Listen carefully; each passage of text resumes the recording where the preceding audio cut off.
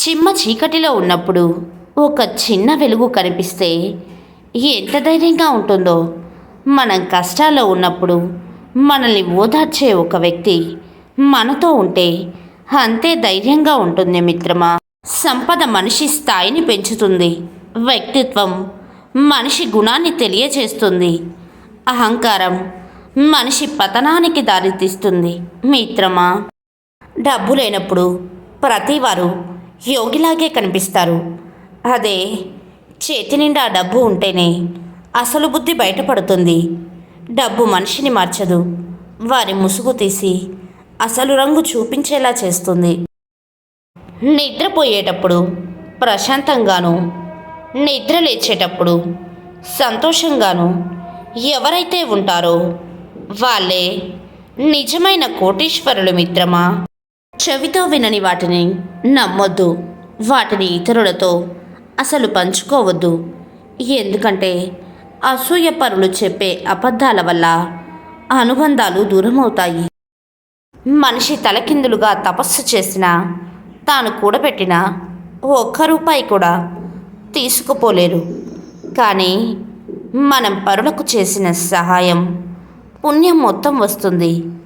అదే మనిషికి నిజమైన సంపద. ఆ సంపదే భవిష్యత్తు జీవితానికి, రాబోయే జన్మకి మంచి పునాది అవుతుంది మిత్రమా. కుళ్ళిన పండు, తుప్పు పట్టిన ఇనుము, చెదలు పట్టిన కర్ర, గర్వం నిండిన మనిషి వాటి అంతటా అవే నశిస్తాయి. జోబులో డబ్బు లేనప్పుడు చూడు, ప్రపంచం నీకు పరిచయం అవుతుంది. అదే జోబు నిండా డబ్బు ఉన్నప్పుడు చూడు, ప్రపంచానికి నువ్వు పరిచయం అవుతావు మిత్రమా. నాకు తెలిసినంతవరకు మనిషిలో నటన మాత్రమే ఉంది. ఎవరి అవసరాలు వారివి, ఎవరి స్వార్థాలు వారివి. తమ అవసరాలు తీర్చుకోవడానికి మరో మనిషి కావాలి, అంతేకాని మనిషికి నిజమైన విలువ ఇవ్వరు. ఒకప్పుడు మనుషులు మాట ఇస్తే ప్రాణం ఇచ్చేవాళ్ళు. ఇప్పుడు ప్రాణం తీసి మరీ మాట మారుస్తున్నారు. అందుకే అతిగా నమ్మడం అనేది మన చేతికి మనమే సంకెళ్ళు వేసుకోవడం లాంటిది మిత్రమా. ఓటమిని కూడా చిరునవ్వుతో స్వీకరించగలిగిన వారే మునపటి కన్నా పెద్ద లక్ష్యాన్ని సాధించగలరు. కష్టం నీకు శత్రువే అయి ఉండవచ్చు, కానీ నీకు నిజమైన మిత్రులు ఎవరో అది మనకు చూపించి వెళుతుంది మిత్రమా. ఆత్మీయులు అనుకున్న వాళ్ళే నమ్మక ద్రోహులైతే పిరికివారు కృంగిపోతారు. అదే ధైర్యవంతులు ముసుగులు తొలగినందుకు ఆనందపడతారు, గెలిచేందుకు మరింత పోరాడుతారు. మనకు ఎప్పుడు కష్టాలు రాకూడదని కోరుకోవడం మనిషి తత్వం.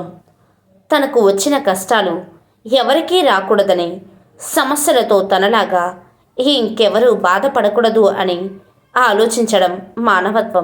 మనసు విరిగితే మాటలను నోరు జారవద్దు.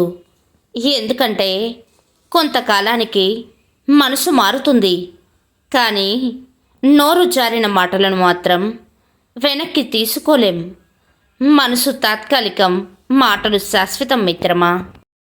మన ముందు పొగడడం, మన వెనుక తిట్టడం, మనం బాగుపడుతుంటే ఏడవడం, మనం బాధపడుతుంటే నవ్వడం, మనతో తీయగా మాట్లాడడం, మన వెనుకే ఉంటూ వెన్నుపోటు పొడవడం, ఇదే నేటి మనుషుల తీరు.